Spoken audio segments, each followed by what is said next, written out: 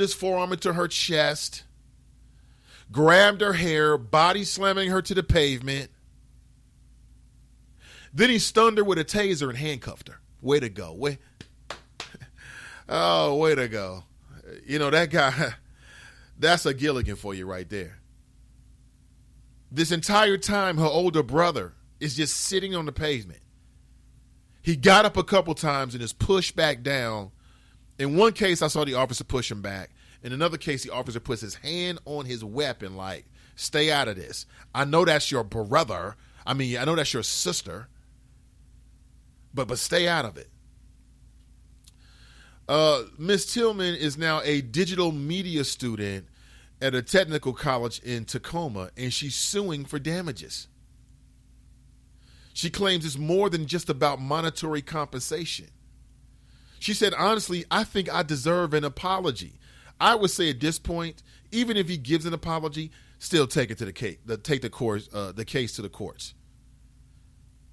It's ridiculous. This is wrong. What we do to people. Listen, my name is Nathan Ivey. Currently 8:20 a.m. in the Queen City. This is the Nathan Ivey Show. Back with more right after this. Of course my kid's in the right car seat. Well, I think he is. Yeah, my kid's in a booster seat. He was ready to move up. He is ready, right? Her car seat looks like the right size. There are probably rules on when to move up to a booster seat, aren't there? Rear facing, forward facing. I think I have it right. Car crashes are a leading killer of children 1 to 13. Are your children in the right car seat for their age and size? Don't think you know. Know you know. Go to safercar.gov/the right seat. I know my child's in the right car seat, or else I wouldn't get in the driver's seat. Brought to you by the National Highway Traffic Safety Administration and the Ad Council. Rich is just a really good guy. The term good egg isn't enough to describe him. He's also certified organic and free range. Rich puts the cap back on everything. The toothpaste, the olive oil, the shampoo, everything. He lets his 10-year-old nephew beat him at virtual tennis, even though he can straight up slay his 10-year-old nephew in virtual tennis. When the toilet paper is running low, Rich replaces the roll on the actual holder, not just on the back of the toilet. Rich is texting and driving. Rich? No. What are you doing, Rich? I was just telling everyone how great you are. Texting and driving makes good people look bad. Visit StopTextStopWrecks.org. A public service announcement brought to you by the National Highway Traffic Safety Administration and the Ad Council.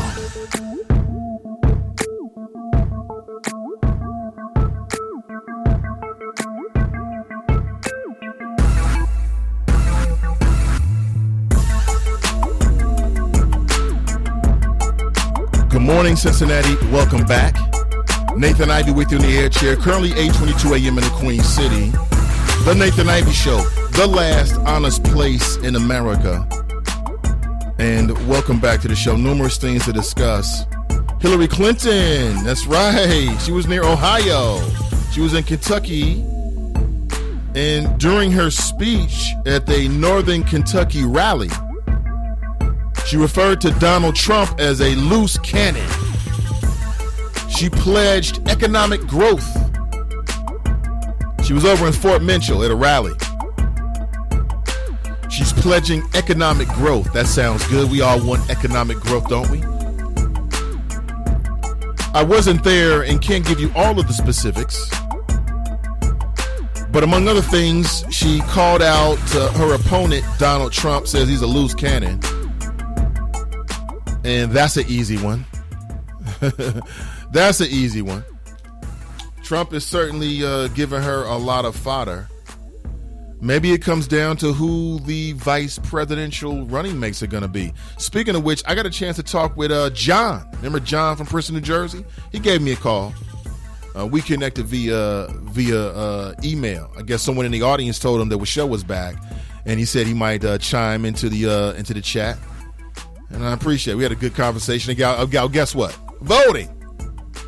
And I'm like, John, I asked him if he was going to vote. He says, no, I told you, Nate, only if Elizabeth Warren is going to be in a race. I'm like, you serious about this, bro? And he sent me a link to a conversation that Charlie Rose had with Michael Eric Dyson. He's got a brand new book out about, guess who? Obama. That's right. And I have not read it, and I'm not sure what the tone of his book really is. I'm not sure. I will get up to speed on it, but I want to make sure everybody knew about that. And listen, what I'm here to tell you is I think that Donald Trump would not be a suitable representative for our country. I don't think he's the right time at this time. There may have been a time in the past, and or there might be a time in the future. No, not really. However, don't discount this man. Don't think because you believe that Donald Trump is a loose cannon, you think that everyone's got to see it. We got a long time to November. And if you're in the race, you got a chance. I'm telling you, voter registration efforts are going to be very, very key. You want to make sure that you win. You got to make sure. That is deep. Oh, boy. People are chiming in on Facebook. Is this stalkerish? ? William writes, he is a sucker. Diane writes, they are some nasty rhymes with Mitches. Thomas writes, why anyone chat on because, see, I forgot I was thinking about. I'm glad I'm not driving. Oh, my gosh. It's the world we live in. It's just stalkerish. Very, very simple. Pat writes, did you ever hear from Miss Natty ? No, I have not. Not recently. We did talk for some time back and forth. I believe I still have her number. I'll reach out to her, Pat. Most certainly.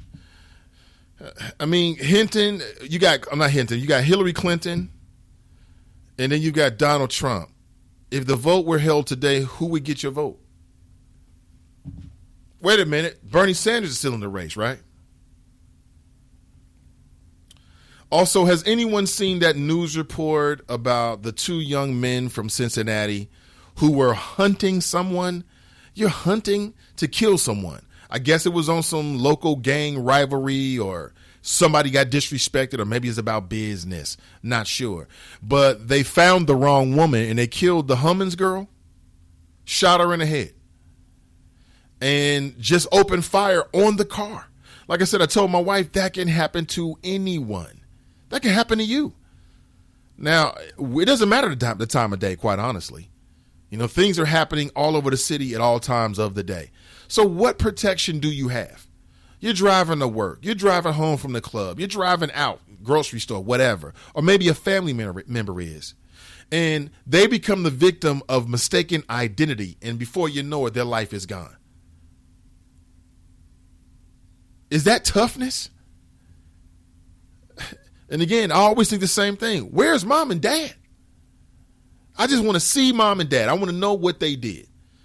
Because it's hard for me to believe that your kid ends up driving around the streets of Cincinnati, hunting somebody, and mom and dad have been really a really strong, stable, positive influence in their life. That's hard for me to understand. I can't get down with that. That's a stretch for me. But again, though, what do you think? And also, if you haven't already done so, go to my Facebook page and add to the poll. And I'll be using this more in the days to come forward. There's also a link to that video on Adrian Bronner. I mean, listen, I'm a homer like anyone else, but damn, this looks bad, Adrian. Brandon writes, this could be anybody. Now, in the video, it's hard to kind of see, but you can hear. Jackie writes, he's voting for Trump. A fool and his money will soon depart. She got 7 likes for that. Dorothy writes, all out front, shaking my head. Right. You can clearly see the Madison Bowl sign on the video. Now, who's taping this? That's the other thing. Who's taping this? Who had the presence of mind to say, hey, a minute, that's Adrian Broner. Let me get the tape rolling. TMZ pays for things like that. So did somebody surreptitiously tape it and then send it to TMZ? Did they contact the Adrian Broner camp to see if they could get some of those billions to suppress it? I mean, that's deep. Watch what you do these guys do these days, fellas. Watch what you do, because everything's on video. Tracy writes, you know what I'm going to say, Nathan. I'll leave it at that. Shaking my damn head. Somebody's chiming in. What the F? He got arrogant, cocky MF, but you about billions. So let me get this straight. This is the same guy that says AB stands for about billions. The same guy that flushed money down the toilet, ? That's the same guy that said he don't need no change and throws money up in the air at Walmart. The same guy that turned down $40 million to join Jay-Z Sports Management and then went so far as to disrespect Hove on YouTube. Guess he gonna learn the hard way. You got to be careful what you write. I got you, Gerald. Yeah, I think you're right. It is the same guy. It is the same guy. About billions, and you get jammed up, should I say, about thousands. Rhonda writes that Miss Nettie is waiting for her grandchildren to set up her internet, then she'll be logging on. Okay, I understand it. Internet does cost money, and not everybody might be as technically savvy as the next person. That is deep. That is deep. Can you say settle out of court as it relates to the whole Adrian Broner situation? You tell me. Just looking real silly. I don't know. If that's me, number one, either don't gamble if you can't stand losing. That's off the rip. Number two, if you've got millions, a couple thousands is not worth whatever. But hey, if they settle, no harm, no foul. He goes on boxing.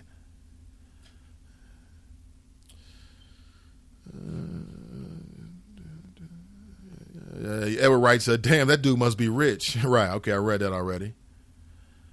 It's just sad out here what we doing to one another. It really is. Did anybody get a chance to watch that Washington teenager who's now suing the police officer? Again, I posted it on Facebook. Check it out if you got a chance to. Literally yanks her off the bicycle. 15 years old. Now, you know what I'm thinking. I'm thinking that could be little Buddha. Hell, 4 years, she'll be 15 years old. And I'm not raising her to be soft. I mean, we're raising her to be a very strong individual. So if somebody approaches her and is completely nonsensical, she don't question it. And that's what it appeared happened in this video. And as she tries to take off, literally, he grabs her, yanks her back. At that point, what can she do? Now he wants to start using the taser. I mean, she's very, very lucky she didn't get pepper sprayed or worse. And here's how it would have went down. If the young girl had some type of undiscovered heart issue, if her body, for whatever reason, just had a reaction to it, they would have claimed that it wasn't the taser that killed her. It wasn't the fact that he was slammed around. It had nothing to do with that. It had nothing to do with the fact that, she was tased from within 3 to 4 feet. I mean, literally, he's standing over here, fires. You can see the taser sort of attached to her body, and then you can see there's kind of somewhat of a reaction from her body. They would have blamed her. That's what gets me. I mean, the point of fact is that young girl is lucky to be alive. That's the straight up point of fact. She's lucky to be alive. And she was interacting with an officer.